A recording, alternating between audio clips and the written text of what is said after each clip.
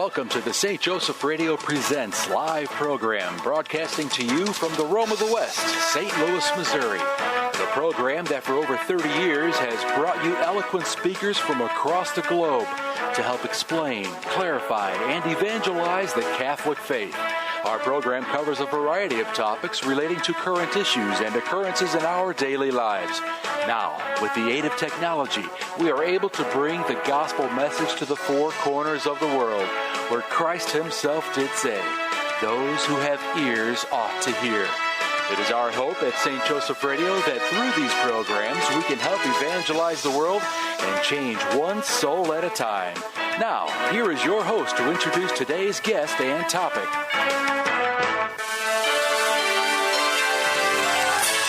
Well, thank you, Matt, and welcome to St. Joseph Radio Presents, coming to you live from St. Louis, Missouri, the Rome of the West. I am your host today, Peter Karutz, and we are live, and we have an incredible special guest today. We're with Jeff Cortese, who is formerly with the FBI and the Capitol Police and law enforcement in general. The name of our program today is Catholics in Government. And I think that might be easily translatable, if you will, into Catholics in business or Catholics at work and all the dynamics that might influence what we do, what we say, how we're prepared to act and act well.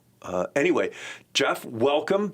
One of the things that we do is we always start with a prayer, and I usually forget. So let's just do that now. In the name of the Father, and Son, and the Holy Spirit, amen. Lord, we give you thanks for this day. We give you thanks for everything. Paul says we should thank you in all things. So I thank you for the pain I've endured. I thank you for the healing you've given me. I thank you for the good friends that have prayed for me. I remember today especially the Immaculate Heart of Mary, as she is our loving mother who is with us in our sorrows and in our joys, in our pain and our suffering, and in all that we do. And I ask you to bless, through your intercession with our Lord, this program to open people's hearts to hearing the word of the Lord in all that we do and in all that we encounter. Help us bring the love of Jesus Christ into those relationships. We ask this through your intercession to our Lord Jesus Christ, and the Father, and Son, and the Holy Spirit, amen. Jeff, the first thing that got me is that you were with the FBI. But before we do that, tell me where you are at in life. You're married, you're a father. Tell me where you're at. Yeah, first of all, thanks for having me. I'm really excited to be here. Me too, really appreciate to be the honest. opportunity. Where am I in life? Married, 5 kids. Which one do you like best? It depends on the day. Yeah, I love them all the same. I don't like them all the same. Good answer. No, they're great, obviously. And right now, I'm formerly with the government, so not with the government anymore. Got it. Working in the financial services industry, risk management and financial crimes. Right. Kind of dovetailed my former law enforcement world into the private sector. So that's cool. Kind of where we're at right now. Yeah, very cool. Yeah, I'm a boring accountant, but for a long, long time I've done a good bit of work in, I call it employee dishonesty. And you talk about profiling. Of all the cases I've worked with, I can almost tell you based on the amount of money that was absconded, a few things that are always true. So we'll get off the subject right now, right off the bat. One, these people always believe that what they did is right and there's a justification. There was always an opportunity that a door was left open, and sometimes it was done by accident and then justified. And this is the irony of ironies. And again, this is small-time things. Let's say less than $500,000. They all admit it. Absent 1 or 2 people, they've all admitted it. But they never admit to the extent that they've done it, and they always give it a justification. So I think that, obviously, I have no experience like you do, but wow, under certain circumstances, there are certain things that seem to manifest themselves over and over and over, and it helps you prepare. And on the other side, when I'm talking not about the perpetrator, if you will, but the victim, if you will, they see very often they'll see all ills that follow to be related to it. rather than being focused. It's tough to be dispassionate about something you're already passionate about. Yeah.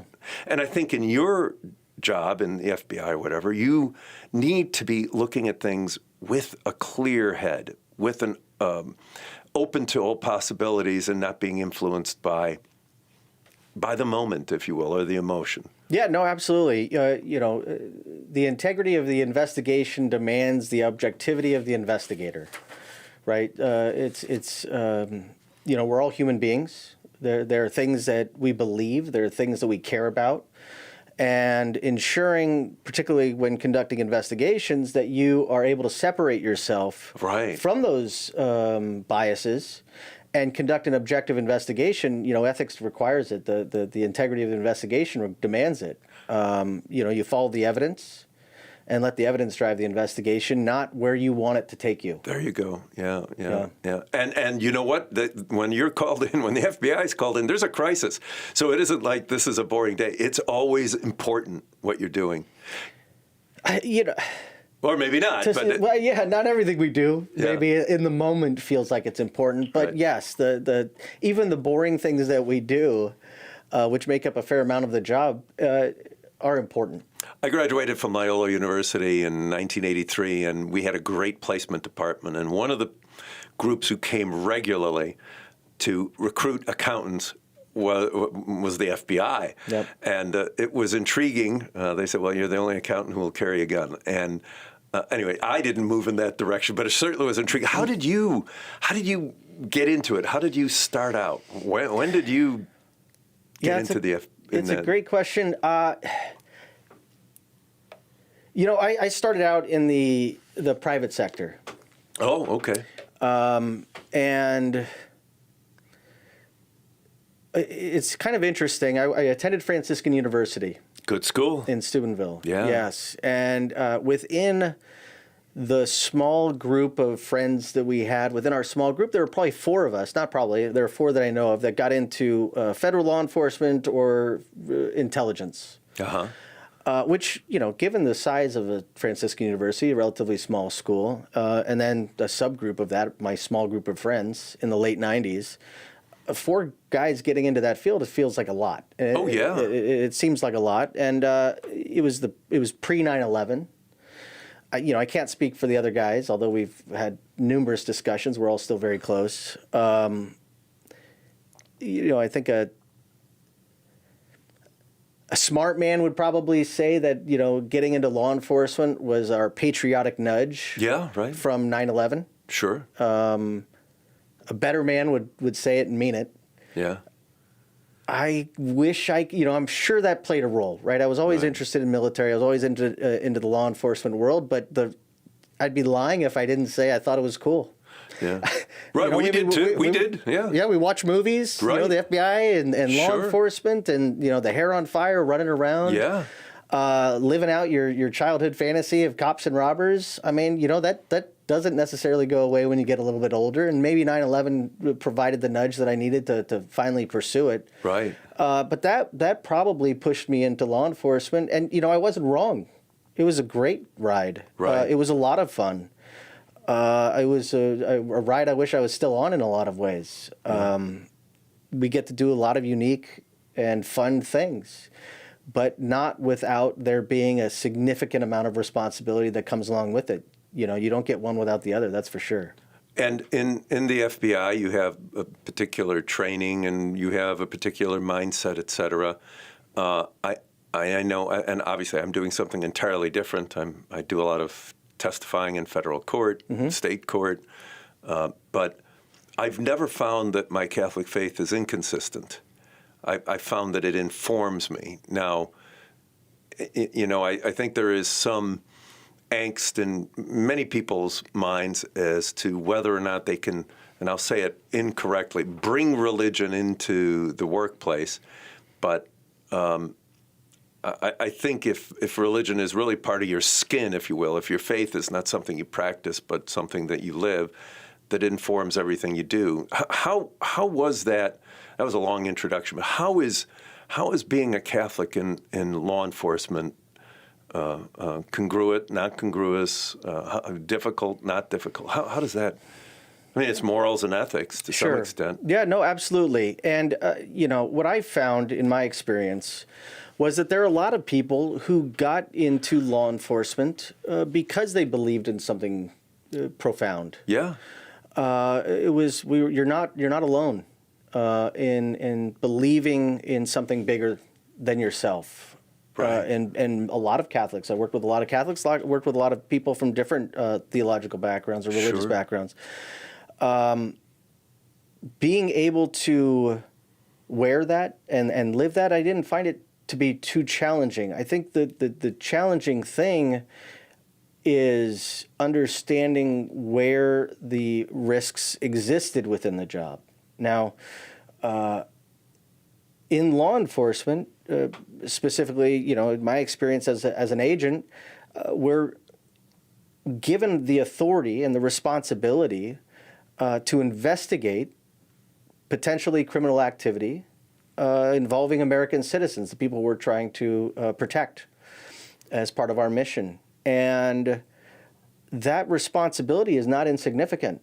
To be afforded the authority to potentially take somebody's freedom away is massive. It's awesome. It's an awesome responsibility.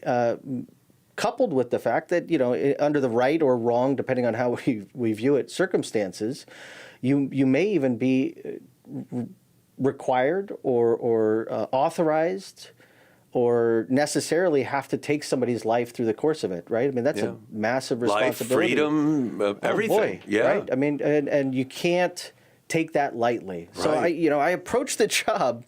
As I said, I meant it. I got into it because I was interested in it. I thought it would be fun. But it doesn't take long after getting into it that you realize, okay, there's fun, but the responsibility is massive. And to have this theological framework in existence, right? I was raised Catholic. I went to Franciscan University of Steubenville. Great school, yeah. Great school. But I think college in general, and there are plenty of righteous debates that are going on to this day about the value that college brings to the table. But I will say this: beyond the education itself, college in many ways is access to a network. A lot of people go to Stanford University and pay whatever it is, $100,000 a year to gain access to a network of people who are rather intelligent but have access to a lot of money. That's the network they're paying to gain access to. The network that I paid to gain access to was Franciscan University, and it was a Catholic network. Right. And so that network served as a support system through the course of my career because I remained close with these people. And that, being raised Catholic, surrounding myself with like-minded people, reinforces and provides me with the support that I need to make good and ethical decisions and ensure that I kept that top of mind. Mm-hmm.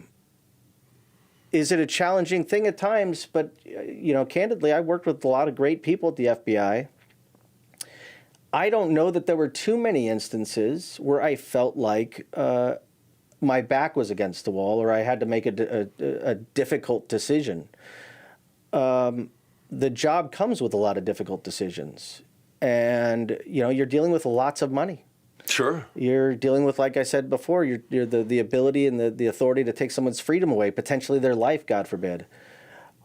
You don't deal in those issues and have those responsibilities without being surrounded by ethical and moral decisions around everywhere. And so that Catholic framework really helped, in conjunction with the policies and procedures within the agency, establish the guardrails. Yeah. That help keep me kind of on the right path. Consequences can be very big. I've been testifying for about, a long time, but concentrating on it maybe for 20 years. But everything else I do, there are disputes between people. So there's always something problem. But I've read a lot of depositions, and I'm always going up against another expert, right? And one of the things I've learned in reading depositions and hearing other experts is that they have a predetermined position. And what I've and the ethics that govern an expert witness are very clear. In other words, my obligation is not to the person who hired me or is paying my bill. My obligation is to the court. my obligation is to well inform the trier of fact, the person who's in charge of the circumstances so they can make the proper decision. I'm not the decision maker. What I am is the informer. And what very often one of the first questions in the deposition is, what were you engaged to do? And they're expecting me to say is to measure the damages that are to be claimed or to dispute the damages that are claimed. And what I always say is I've been engaged to analyze the circumstance and determine if there are damages or not, which I think is what I'm hearing from you. It's the same thing. Yep. You're going in with a clear and open and mind that is open to all possibilities, because all things are possible. Yep. Yeah, allegations are cheap. They're easy to come by. I could find an allegation against anybody Oh, yeah. for doing anything. Yeah. And so the role that you play within your analysis, financial analysis, and which is not that much different than what we're doing, Except I don't have the gun. minus the gun, is taking that objective approach and seeing where the evidence takes you. Well, this is St. Joseph Radio Presents, coming to you live from St. Louis, Missouri, the Rome of the West. I'm your host, Peter Karutz, and we're with Jeff Cortese, a former FBI agent and in government and law enforcement, and now a teacher, professor over at Franciscan University. The name of our program is Catholics in Government, and I think it does translate to, the few minutes we've been talking to, I think it translates to all of our lives a little bit. But does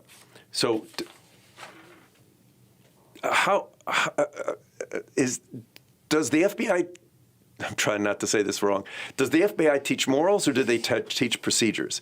Are there principles and then you work off of that, or are there processes? How does that work? How does that inform your work?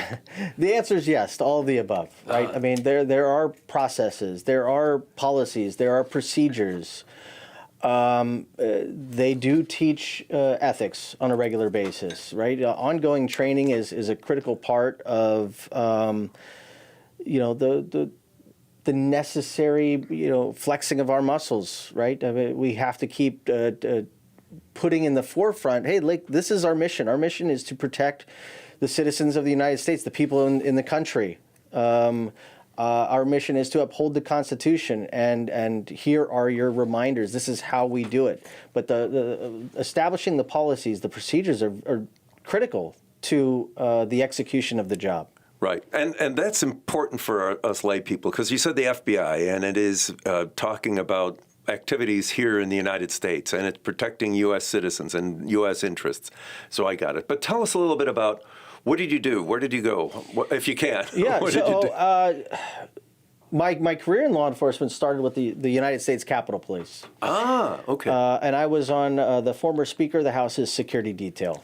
Former Speaker of the House, and then eventual federal inmate, Dennis Hastert. So, wow. He was responsible initially for protecting him, and then was working with the FBI when he was eventually investigated and convicted of other things, federal crimes. Yeah, wow. Did that for a few years, traveled a lot, was all over the country. With the Capitol Police? With the Capitol Police. So really? anywhere the Speaker went, we were responsible for going okay. and conducting advance work. It was part of his dignitary protection, executive protection team. Spent more time in Illinois, which is where he was from, than I did in my own town at the time. It was a great job, but eventually transitioned from there into the FBI. And my first office with the FBI was in New Orleans, Louisiana, where I worked public corruption. So that's investigating, government officials. It could be hired, appointed, elected at the state, local, federal level. Anybody who is working for government that may use their position for personal gain. Got it. So embezzling money from the government, bribery, kickback schemes, extortion, things of that nature, which was a great job. Did that for a while. My first transfer was to Tucson, Arizona, where I worked Southwest Border Violence. So that's going to be heavily focused on the cartels and cartel activity coming into the United States. We worked sicarios and embajadores, which were your hitmen, cartel hitmen, and home invasion crews. So that was a lot faster. The public corruption is a slow, methodical kind of investigative process. This violence-focused, cartel-focused work was a little bit more high speed because you're dealing with life of individuals. So it's a little bit more urgent. So there was a lot faster investigative process. From there, I went to FBI headquarters in Washington, D.C., and was in the public corruption unit. Did that for a couple of years, and I spent about 10 or 11 months as the acting chief of the public corruption unit, responsible for program management and resource allocation and briefing up to the executives within the FBI on our highest, most urgent cases, highest profile potential cases, things of that nature. From there, went out to San Francisco and led a squad of individuals working in San Francisco, and did that for a few years before kind of transitioning to the private sector. Wow. So That's quite a route. I worked in New Orleans on Katrina for a year and a half, and I think there's plenty of fodder over there for corruption. Oh, we may have been down there at the same time, and I'll tell you, it's hard for people to appreciate what I mean by this, but the work was vast and it was awesome. Yeah. There was so much corruption. It was a great place to cut my teeth. Yeah. And I learned from some of the best agents in the Bureau. These were pros. There was nothing like corruption in southern Louisiana. It brings it up to a whole new level. Particularly after a natural disaster. Which is why I was there. Which is ripe for corruption because so much money's thrown down there. Yeah. The scrutiny is reduced significantly. Yeah. So government oversight and the decision making is faster because the need is so urgent. Yeah. And it's a great fog for corruption. Right. Is they can blame it on, we were just making quick decisions based on urgency and cover up the fact that they're really, directing funds to family and friends or whomever. So how did your Catholic faith inform what you were doing, or how did it seem consistent or inconsistent with the work or the training you were doing? Honestly, I don't know that I ran into many instances that led me to believe that there was some conflict that existed. I think there's potentially some, but as a general rule, the Bureau's mission and the way that they emphasized when I was in the importance of doing the right thing because it's the right thing to do. There was no conflict. Yeah, right. And I loved that. To be honest with you, I was proud, and I am proud to have worked with the FBI. It was great work with great people who cared about doing the right thing. And they weren't all Catholic, sure, obviously, yeah. right?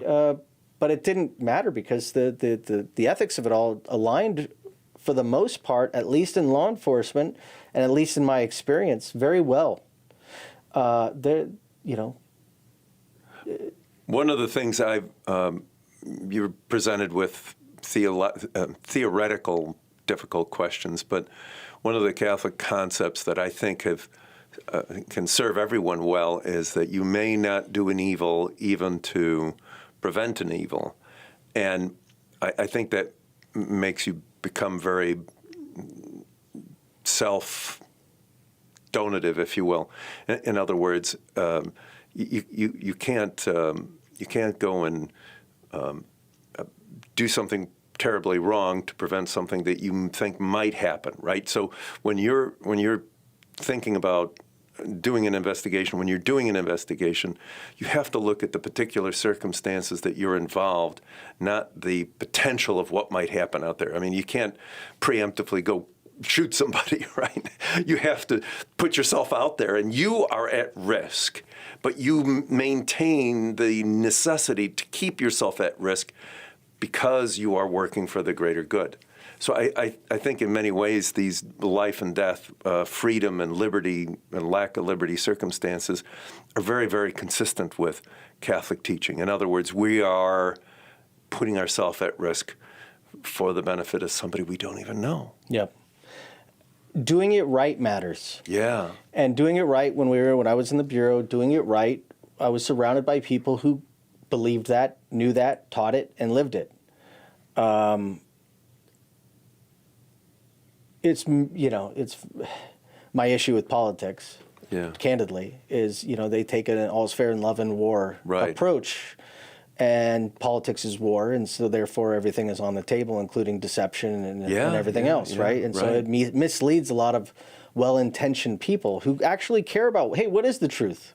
Right. What really is the right saying? What really is the left saying? And it makes it very difficult for the honest man to weed through all the deception that takes place. So that's one of my biggest gripes with that. But to your point, doing it right matters. Yeah. Not just the ends justify the means. That's right. And as you're saying, all's good in love and war, right? And you can almost say that in politics. But what I really dislike about politics is that it is so manipulative. Yeah. What the Lord did is he always was truthful, right? And I think that's what we have to do in all our dealings, especially in the FBI, is right. We have to look for what is true and what is right. And, the chips fall as they may. There are the two fastest ways to get yourself walked out of the FBI, get fired from the FBI, is to steal money, because we have access to a lot of money. Oh, yeah. Through the course of our investigations. The second is to lie. Right. So to your point. Right. Because you're no good to the FBI if you can't testify. And if you've been caught lying, you can't testify. Your word no longer matters. Absolutely right. And like I said, in my experience, the truth is a significant driving force behind the work that we did at the FBI, and I loved that. And it's made for a predominantly conflict-free environment for me.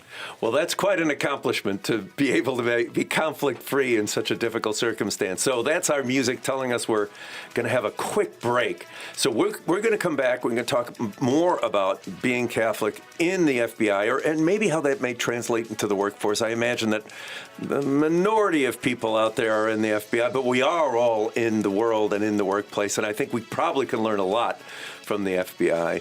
And then we're also going to ask you to do something, and that is go out and tell a friend about this pretty unique program we have here with a former FBI and Capitol Police agent who's traveled the world, traveled the country at least, and really learned a lot about how to figure things out. This is Matt Loggeman with St. Joseph Radio with a great gift idea.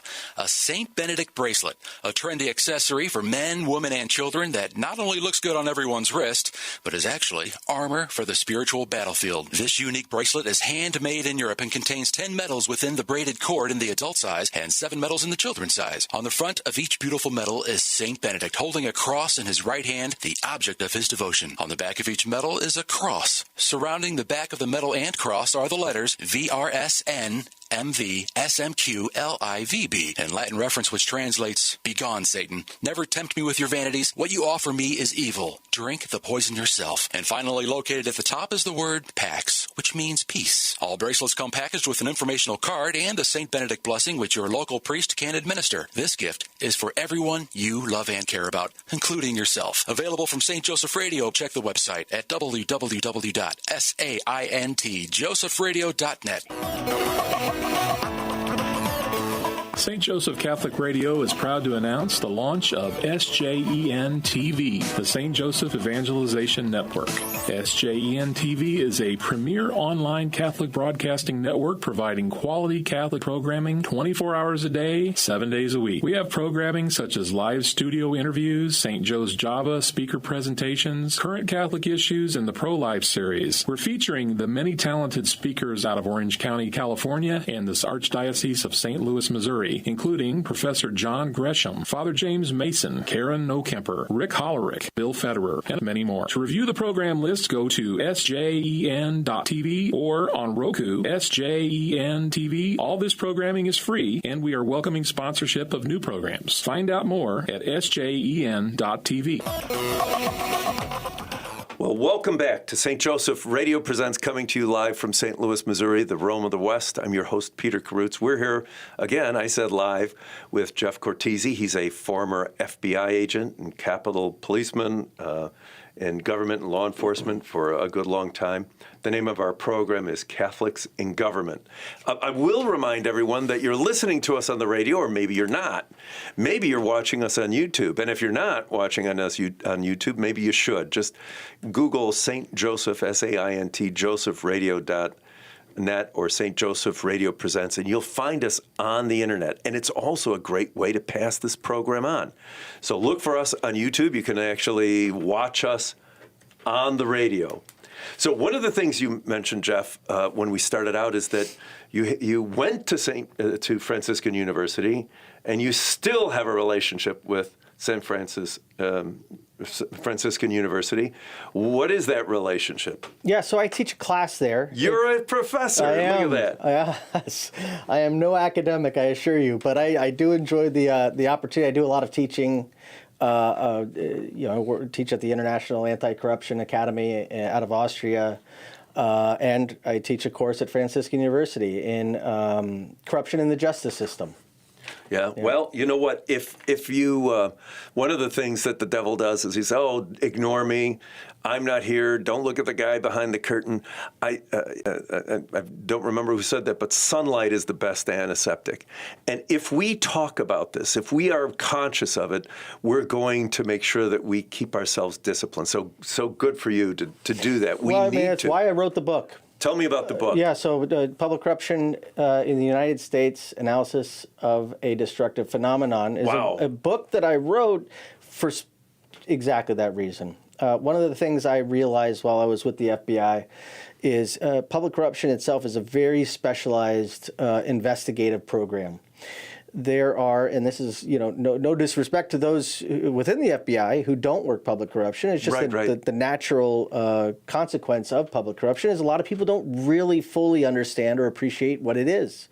They have a general idea, a general sense of it, but I wanted to put something out there that served as a blueprint for people who could see, okay, what does it look like in my community when corruption is taking place? What is corruption, right? And so that was kind of the nexus for the book, was creating transparency. A lot of books in this field are academics writing for academics. I have a great number of public corruption books in my house. They're way too smart for me.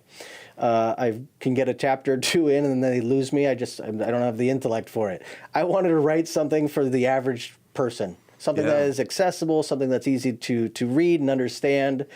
And so that was kind of the point behind that, was to lift the curtain, and create some transparency into the world of corruption in the government. And I'll tell you, in the financial arenas, one of the things that in the literature we talk about are the fraud triangle, which talks about motive, opportunity, et cetera. Mm-hmm. And but more importantly, we talk about the fraud environment. And in a word or two, if there's no one looking over your shoulder, if there's no internal control, you're going to have more opportunity. And if you have an environment where you know that I'm not going to get away with anything, or somebody might be looking, you're going to enhance the ethical environment.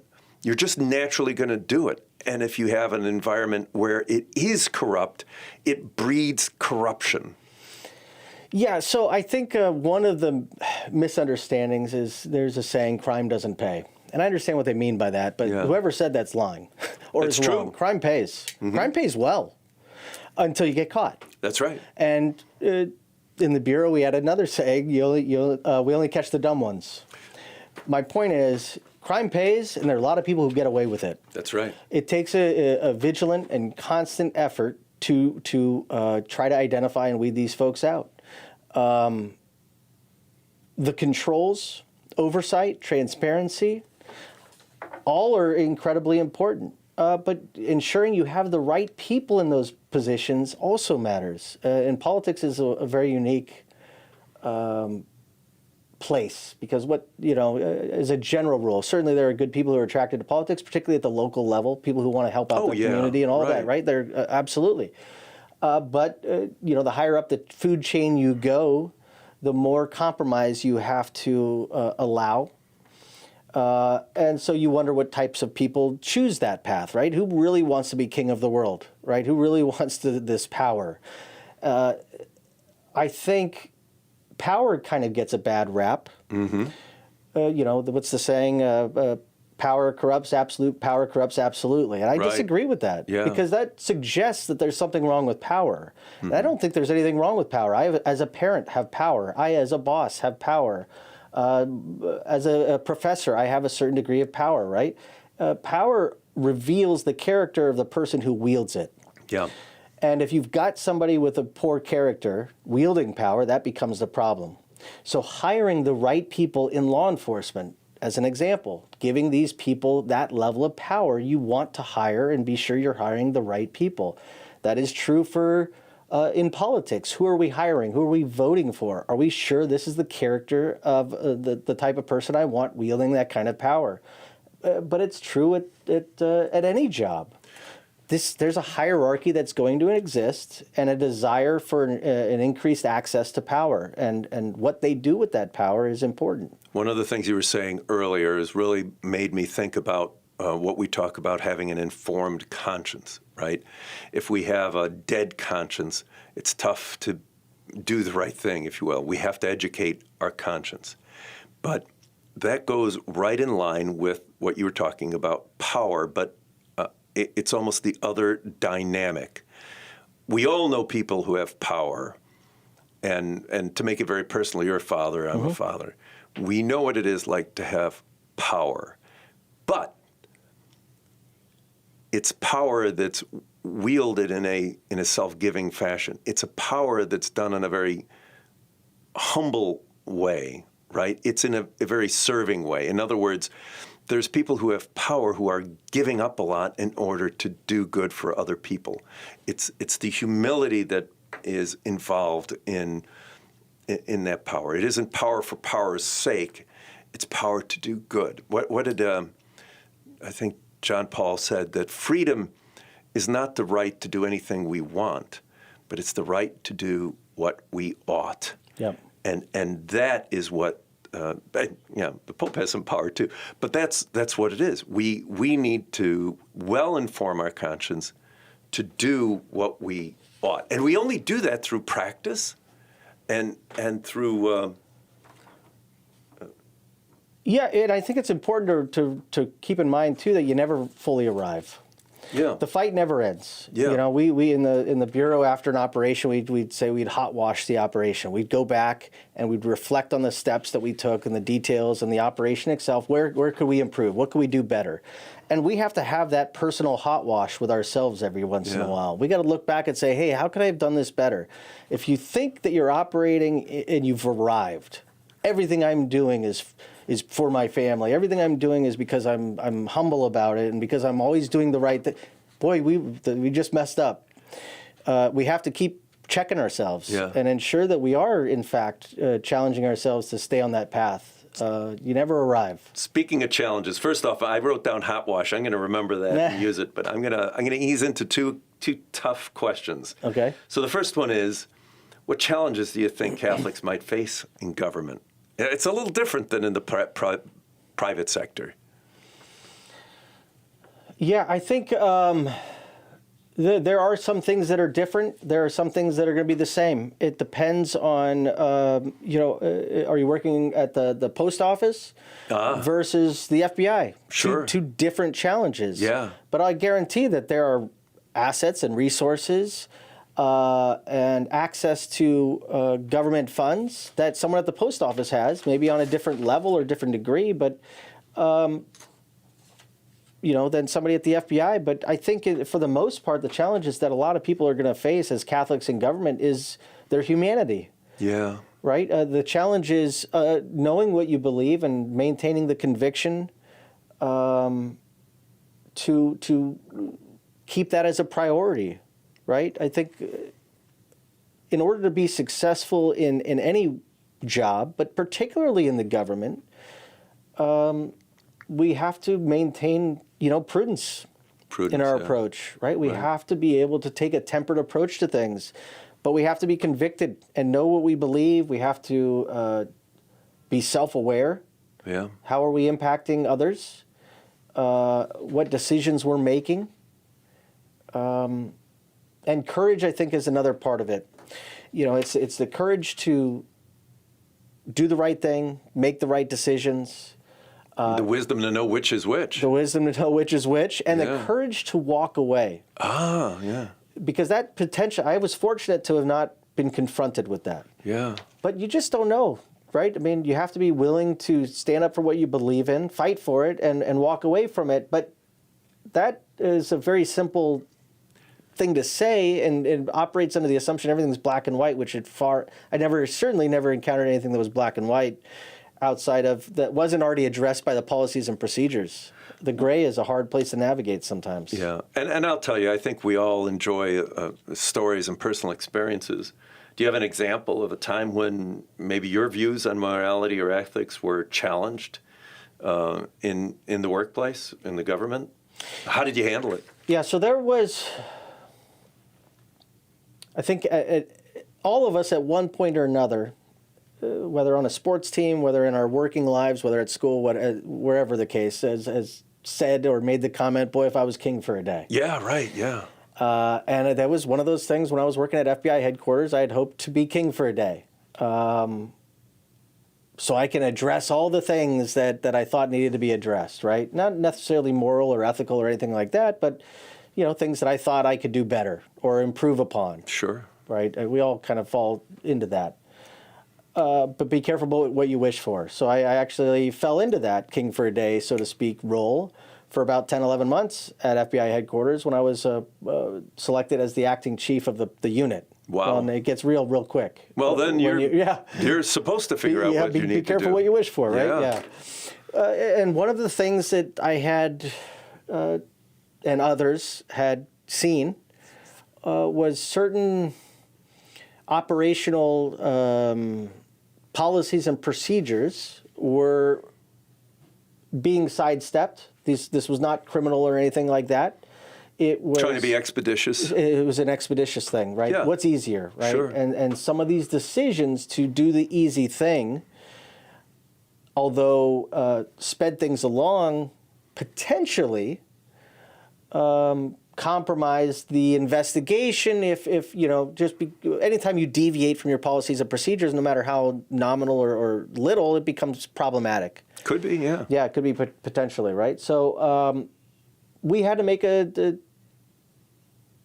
take a position that ultimately disrupted and angered some folks who were accustomed to, this is how we've always done it, right? Yeah. Taking that kind of tact, right? Saying, hey, listen, but this is kind of deviating outside of where we're supposed to be operating. It angered a fair number of folks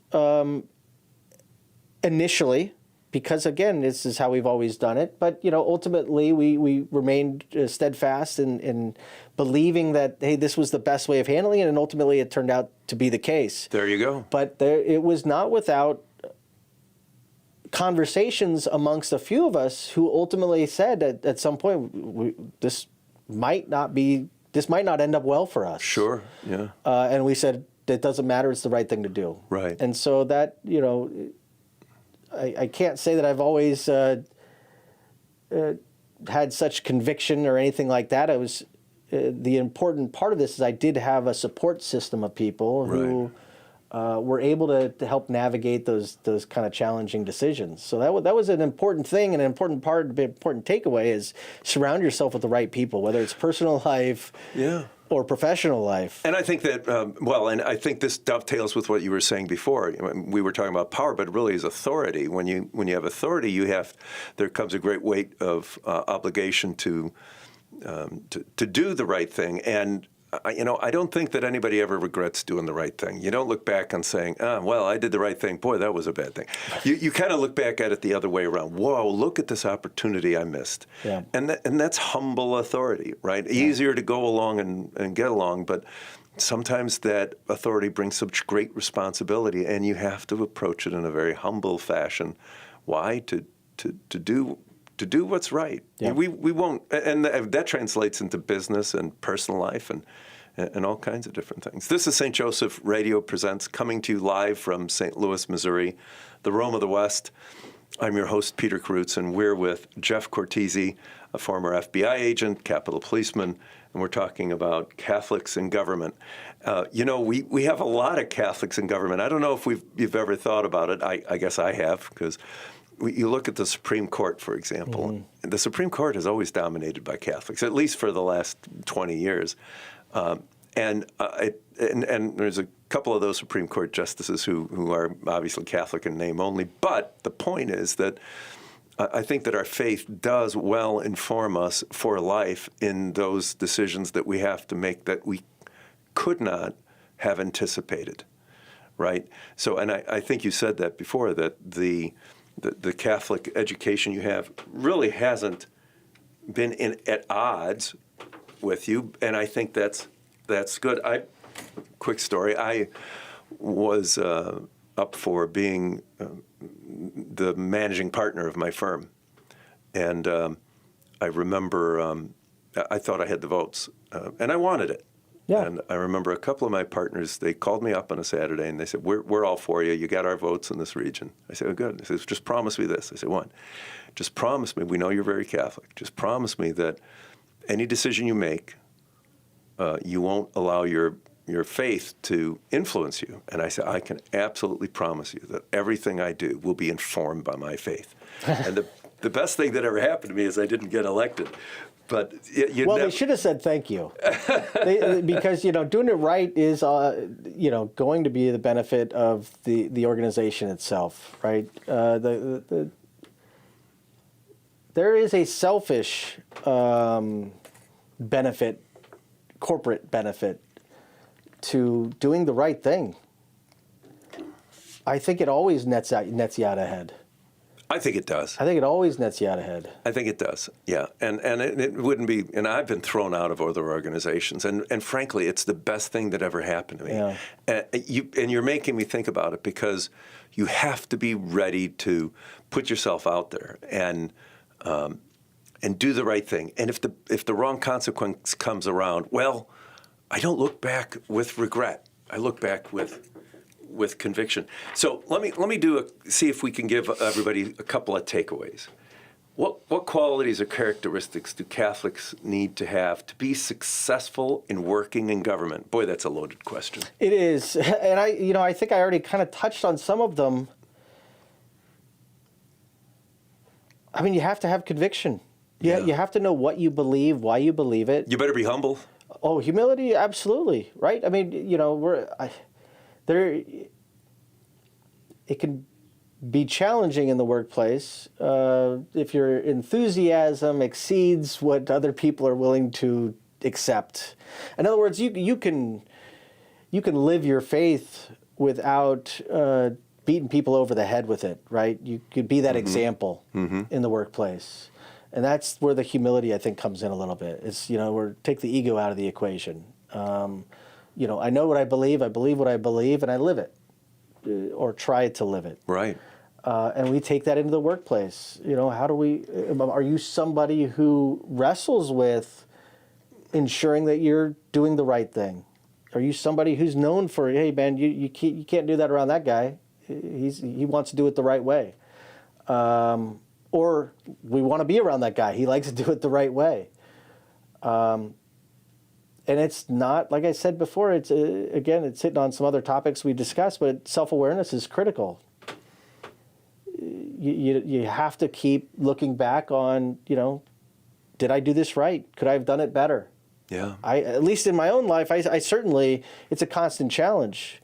And as soon as you think you've gotten there, boy, are you fooling yourself? Yeah. Then the courage, I think, is a big part. It has to be humble courage, yeah. Yeah, prudence. When do I need to make a big stand? Right. And when do I need to not let this go? Yeah. Not everything is worth fighting. In social media in particular, it's a kind of a weird place to be today. Everything that I disagree with is a moral hill that I have to die on. Yeah, absolutely. And it's not. It doesn't have to be. It just isn't. You know what I do when my boss tells me to do something I disagree with? I do it. Right. Unless it's a moral, ethical, or legal issue, I do what I'm told to do at work.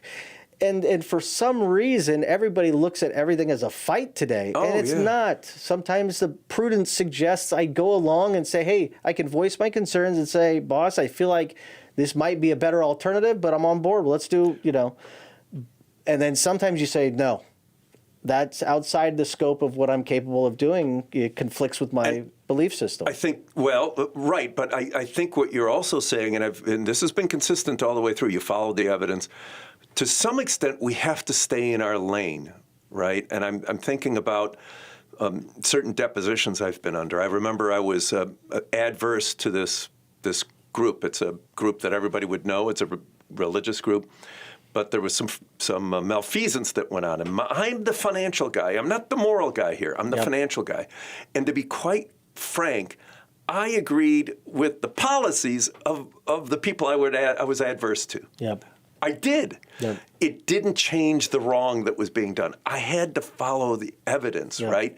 And I had to stay in my own lane. Often, and I think we are called to do this in life too, lawyers in depositions will try to get me to opine, to give an opinion on something that is beyond my ken, beyond my competency. We don't do anybody any good by going beyond our own competencies. We don't. I'm not a doctor. I might have every good intention in the world, but if I do brain surgery on you, you're in bad trouble. And you talked about dying on the hill. Man, I'm not even qualified to climb the hill, right? And that takes a little bit of humility too. Got to stay in your own lane, and that's not being uncourageous. Frankly, that's being humble.